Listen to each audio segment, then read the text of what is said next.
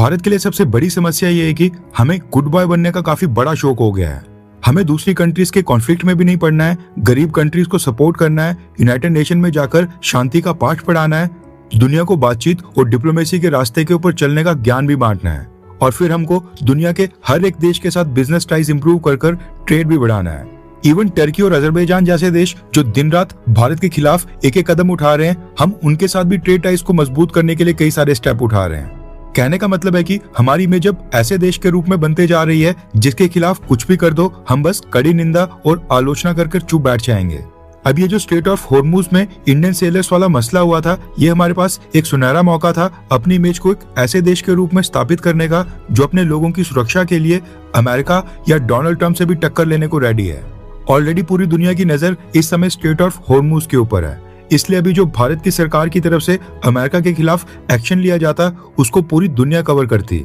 लेकिन फिलहाल अभी तक तो कुछ वैसा देखने को नहीं मिला है। अभी भी मामला गर्म है और हो सकता है कि अगले 2 से 3 दिन के अंदर भारत की सरकार की तरफ से कोई बड़ी कार्रवाई देखने को मिले। लेकिन फिलहाल इससे पहले भारत की सरकार ने ईरान सिचुएशन के चलते शिपिंग कंपनीज के लिए नई SOPs जारी कर दी हैं। हमारे विदेश मंत्री की भी एक कॉल से डोनाल्ड ट्रंप भी एक्सपोज हो गए हैं, उनका भी एक बड़ा झूठ पकड़ा गया है।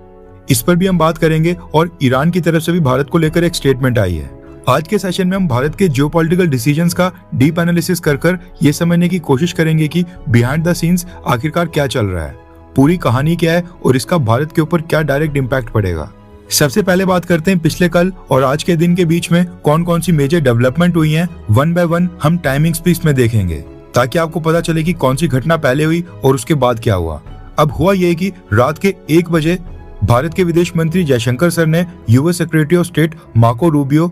जो कुछ दिन पहले भारत में थे, इनके साथ टेलीफोनिक कन्वर्सेशन की है। भारत में बेशक रात के 1 बजे थे, लेकिन अमेरिका में भारत के साथ 9-10 घंटे का टाइम डिफरेंस होने के कारण वॉशिंगटन DC में दिन के 2:30 बजे थे। स्ट्रेट ऑफ हॉर्मुज में जो इंडियंस के ऊपर अमेरिका द्वारा मिसाइल स्ट्राइक्स की थी, इस फोन कॉल में जयशंकर सर ने मार्को रूबियो से उस इंसिडेंट के ऊपर काफी स्ट्रॉन्ग प्रोटेस्ट रजिस्टर करवाया है। विदेश मंत्रालय और खुद जयशंकर सर ने एक स्टेटमेंट इशू करके इस कॉल के बारे में बताया कि मैंने आज शाम US secretary of state Marco Rubio के साथ बात की है, जिसमें गल्फ में यूएस नेवी के उस हमले के खिलाफ भारत की सख्त आपत्ति जताई गई है, जिसमें 3 भारतीय मरीनर्स की जान चले गई। कमर्शियल शिप्स के खिलाफ इस तरह के जानलेवा मिलिट्री एक्शन को किसी भी तरह से बिल्कुल सही नहीं ठहराया जा सकता है, ये कहना है जयशंकर सर का। अब ये स्टेटमेंट तो चलो इम्पोर्टेंट है ही,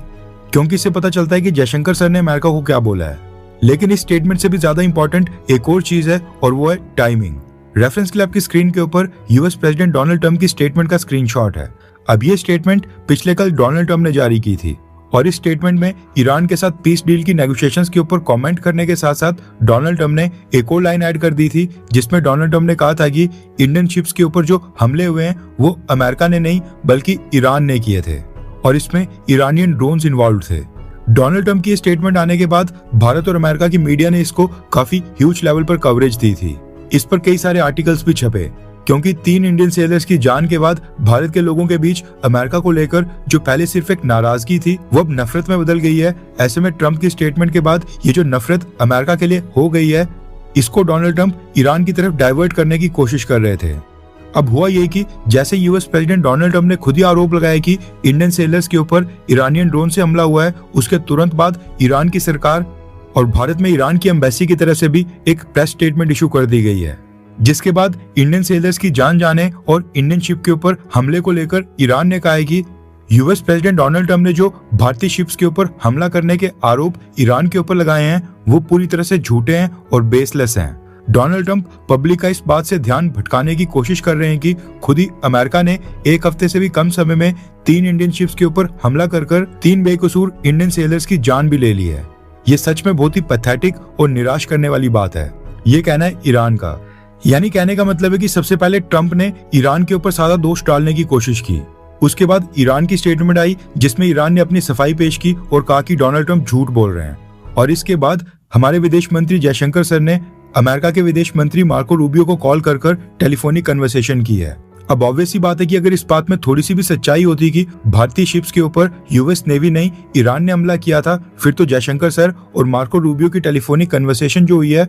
उसके बाद जो ज्वाइंट स्टेटमेंट आई है उसमें ये मेंशन ही नहीं होता कि जयशंकर सर ने इंडियन सेलर्स के ऊपर हमलों को लेकर स्ट्रॉन्ग प्रोटेस्ट रजिस्टर करवाया है। अगर हमला ईरान ने किया था, फिर हम मार्को रूबियो को कॉल कर कर उनसे स्ट्रॉन्ग प्रोटेस्ट क्यों दर्ज करवाते और कमर्शियल शिप्स के ऊपर जानलेवा हमलों का विरोध कर कर उनको रोकने के लिए कहते। अब हैरानी इस बात की होती है कि डोनाल्ड ट्रंप कितनी आसानी से झूठ बोल देता है और ये इंसान इस समय अमेरिका का प्रेसिडेंट है और ये बिना सोचे समझे कुछ भी अपने मुंह से स्टेटमेंट दे देता है। एक और बात ये भी है कि इंडियन सेलर्स वाले शिप के ऊपर जो यूएस नेवी ने हमले किए थे, उसकी बकायदा यूएस नेवी और व्हाइट हाउस की तरफ से वीडियो फुटेज भी जारी की गई थी और दिखाया गया था कि किस तरह से US navy straight of Hormuz के अंदर ब्लॉकेड को इम्प्लीमेंट कर रही है और कैप्शन में लिखा गया था कि अमेरिका के ब्लॉकेड तोड़ने की कोशिश करने वाले शिप्स का यही हाल होगा। इसके अलावा ये वीडियो रिकॉर्ड करते समय एक और अनकन्फर्म्ड न्यूज ये भी निकल कर आ रही थी कि स्ट्रेट ऑफ हॉर्मुज में भारतीय क्रू मेंबर्स वाले एक और चौथे टैंकर शिप के ऊपर भी हमला हुआ है, जिसका नाम टैंकर लियाकी फ्रीडम बताया जा रहा है। इसके ऊपर भारत के अलावा और भी कुछ कंट्रीज के क्रू मेंबर्स थे। इनिशियल रिपोर्ट्स के अकॉर्डिंग इस शिप के ऊपर 4 लोगों की जान गई है। वीडियो रिकॉर्ड करते समय तक इनकी नेशनैलिटी अभी तक कंफर्म नहीं हुई है कि ये सारे इंडियंस थे या फिर किसी और देश के, और ना ये पता चला है कि इसके ऊपर यूएस नेवी ने हमला किया या ईरानियन रेवोल्यूशनरी गार्ड्स ने।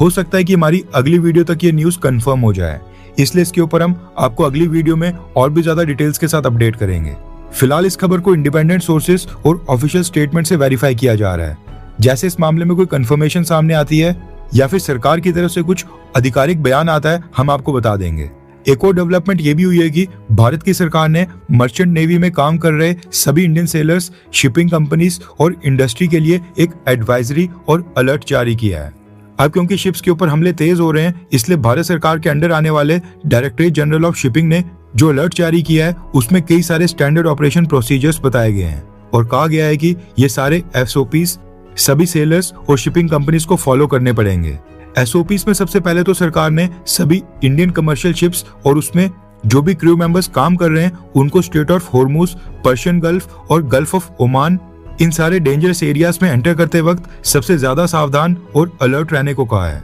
डायरेक्टरेट जनरल ऑफ शिपिंग ने बताया है कि इन मैरीटाइम रूट्स में ड्रोन्स, मिसाइल्स और पानी के रास्ते होने वाले अटैक्स का खतरा बहुत ही ज्यादा बढ़ गया है। इसलिए हर एक शिप के कैप्टन और उनकी टीम को अपनी आंखें और कान खुले रखने होंगे, अलर्ट रहना होगा ताकि किसी भी छोटी से छोटी सस्पिशियस एक्टिविटी को तुरंत पकड़ा जा सके और समय रहते कंटिजेंसी प्लान पूरी तरह से एक्टिवेट किया जाए। इसके साथ ही हर एक शिप को ये सख्ती के साथ कहा गया है कि वो रीजन में एंटर करने से पहले शिप के ऊपर अपनी सारी सिक्योरिटी ड्रिल्स को कंप्लीट कर लें। खासकर कामिकाजे ड्रोन्स और मिसाइल से बचने के लिए जो इमरजेंसी प्रोटोकॉल्स होते हैं उनकी प्रैक्टिस क्रू को पहले से करनी होगी। यानी अगर कोई भारी हमला होता है तो फिर उस केस में क्या प्रोसीजर्स फॉलो किए जाते हैं, क्रू मेंबर्स की सेफ्टी कैसे सुनिश्चित करनी है, क्या क्या स्टेप्स फॉलो करने हैं ताकि रेस्क्यू मिशन स्मूथली चल पाए, इसके लिए सभी इंडियन शिप्स और क्रू मेंबर्स को कहा गया है कि वो इसको प्रैक्टिस करें और कभी भी इसकी जरूरत पड़ सकती है। इसके साथ ही डायरेक्टरेट जनरल ऑफ शिपिंग ने शिप के ऊपर लगने वाले शिप सिक्योरिटी अलर्ट सिस्टम्स को सही तरीके से चेक करने के लिए कहा है ताकि अगर खुदा न खास्ता कोई इमरजेंसी आए तो कम्युनिकेशन ना टूटे, सिग्नल्स चलते रहें और अगर कोई हमला होता है तो तुरंत सैटेलाइट के जरिए मदद के लिए सिग्नल्स भेज सकें और पूरी दुनिया में सिक्योरिटी एजेंसीज को पता चले कि रेस्क्यू करना किस लोकेशन के ऊपर जाना है। एक और बड़ा निर्देश डायरेक्टरेट जनरल ऑफ शिपिंग ने यह भी दिया है कि शिप्स को 24 घंटे अपनी रडार मॉनिटरिंग और विजुअल वॉच को डबल करना होगा। ईरानियन वाटर्स के आसपास या उसके अंदर गुजरते वक्त नेविगेशनल वार्निंग्स को लगातार सुनना और फॉलो करना जरूरी कर दिया गया है और अगर कोई भी अजीब दिखने वाली बोट, ड्रोन या सस्पिशियस मूवमेंट दिखाई देती है तो फिर उसकी रिपोर्ट बिना एक भी सेकंड गवाए डीजी कम्युनिकेशन सेंटर और इंडियन नेवी के इंफॉर्मेशन फ्यूजन सेंटर को देनी होगी ताकि इंडियन नेवी भी सही वक्त के ऊपर रेस्क्यू के लिए उस लोकेशन के ऊपर जल्दी से पहुंच सके। अब ये थी इंडियन शिपिंग कंपनीज और भारत के क्रू मेंबर्स को दी गई इंस्ट्रक्शंस। इसके साथ ही भारत की सरकार ने जानकारी दी है कि हमने ये जो सिचुएशन स्ट्रेट ऑफ हॉर्मुज में बनी है उसको हैंडल करने के लिए एक क्विक रिस्पांस टीम भी बनाई है जो मिनिस्ट्री ऑफ एक्सटर्नल अफेयर्स यानी कि विदेश मंत्रालय और नेवी के साथ लगातार टच में रहती है, यानी इनके साथ मिलकर काम कर रही है। इसके साथ ही डायरेक्टरेट जनरल ऑफ शिपिंग ने सभी शिपिंग कंपनीज और फैमिलीज की टेंशन और चिंता को दूर करने के लिए एक 24 घंटे चलने वाला इमरजेंसी हेल्पलाइन नंबर और एक व्हाट्सएप सपोर्ट नंबर भी जारी किया है। यानी मर्चेंट नेवी के वेसल्स और इसमें काम करने वाले क्रू मेंबर्स को भारत सरकार ने एक तरह से मैसेज दिया है कि ये हमले दोबारा हो सकते हैं, इसलिए वो सिचुएशन एक्चुअल में ना आ जाए उससे निपटने के लिए पहले से प्रैक्टिस और ड्रिल्स की जाएं। नेक्स्ट अपडेट आ रही है प्रधानमंत्री मोदी जी को लेकर। न्यूज निकल कर आ रही है कि हमारे प्रधानमंत्री आज 6 दिन की यूरोपियन विजिट के ऊपर चले गए हैं। जहां वो फ्रांस में G7 समिट को अटेंड करेंगे और फिर वहां से स्लोवाकिया भी जाएंगे। अब ये देखना इंटरेस्टिंग होगा कि प्रधानमंत्री मोदी और डोनाल्ड ट्रंप की मीटिंग में क्या सामने निकल कर आता है, क्योंकि न्यूज निकल कर आ रही है कि G7 समिट की साइडलाइंस के ऊपर दोनों लीडर्स की आपस में मीटिंग होनी है और ये मीटिंग इंडियन क्रू मेंबर्स के ऊपर हमलों के बाद और भी ज्यादा इंटरेस्टिंग होने वाली है। वैसे सबके अलग अलग ओपिनियन होते हैं, लेकिन आपके अकॉर्डिंग आपको क्या लगता है कि क्या इंडियन सी फेयरर्स के ऊपर हमले के विरोध में प्रधानमंत्री मोदी को डोनाल्ड ट्रंप के साथ मीटिंग कैंसिल करनी चाहिए, ये मीटिंग करने से इनकार कर देना चाहिए, हाँ या फिर ना? नीचे कमेंट करके अपनी राय जरूर बताएं। वैसे हैरानी वाली बात यह है कि कोई स्ट्रिक्ट एक्शन लेना तो दूर की बात है, प्रधानमंत्री मोदी ने अभी तक 3 इंडियन सेलर्स की जान जाने के ऊपर कोई कमेंट तक नहीं किया है। मिडिल ईस्ट में जब ईरान के हमलों में कैजुअलिटीज हो रही थी, जब गल्फ कंट्रीज के अंदर लोगों की जान जा रही थी, उस पर तो प्रधानमंत्री मोदी मिडिल ईस्ट की गल्फ कंट्रीज के रूलर्स को 1 बाय 1 कॉल करते थे और सिविलियन कैजुअलिटीज की निंदा करते थे। अब हम ये नहीं बोल रहे हैं कि भारत को अमेरिका से बदला लेने के लिए यूएस नेवी के ऊपर हमला कर देना चाहिए या फिर इंडियन नेवी को स्ट्रेट ऑफ हॉर्मुज में भेज दिया जाए, वहां पर डिप्लॉय कर दिया जाए। एटलीस्ट प्रधानमंत्री मोदी को एक स्टेटमेंट तो इशू करनी चाहिए थी, या फिर खुद ही यूएस प्रेसिडेंट डोनाल्ड ट्रंप को कॉल कर भारत की तरफ से नाराजगी शो करनी चाहिए थी। एटलीस्ट इतना तो किया जा सकता था। अब आपकी क्या राय है, नीचे कमेंट कर बताएं। हर 24 घंटे के अंदर जियोपॉलिटिक्स में बड़े फेरबदलाव और उलटफेर हो रहे हैं और भारत के लिए नए चैलेंजेस आ रहे हैं। कोई देश अपने फैसले से पलट रहा है तो कोई देश ब्लैकमेलिंग के ऊपर उतर आया है। सभी देश एक दूसरे को नीचे लगाने की कोशिश कर रहे हैं। इन सब के बीच हमारा भारत किसी भी देश से पीछे न रह जाए, इसके लिए मोदी सरकार लगातार कोशिशें कर रही है। एंड भारत की foreign policy, defence news, economy और ग्लोबल अफेयर्स का सही एनालिसिस हमारे चैनल इंडियन अफेयर्स का मिशन है और ये मिशन आपके सपोर्ट के बिना अधूरा है। इंडियन अफेयर्स हिंदी के ऊपर हम सभी फैक्ट्स और डेटा बिल्कुल सरल भाषा में एनालाइज करते हैं, बिना किसी एजेंडा के। अगर आप चाहते हैं कि इंडियन अफेयर्स का सही और ऑथेंटिक एनालिसिस आप तक लगातार पहुंचे, तो इस वीडियो को लाइक करें और हमारे चैनल इंडियन अफेयर्स को सब्सक्राइब करके बेल नोटिफिकेशन ऑन करना मत भूलिए। आपका एक लाइक हमारे चैनल को ग्रो करने में काफी मदद करेगा और एक सब्सक्राइब ये सुनिश्चित करेगा कि आप किसी भी इंपॉर्टेंट अपडेट को मिस ना करें। अगर आपने हमारे चैनल को पहले से सब्सक्राइब किया है तो दिल से धन्यवाद। जय हिंद, वंदे मातरम।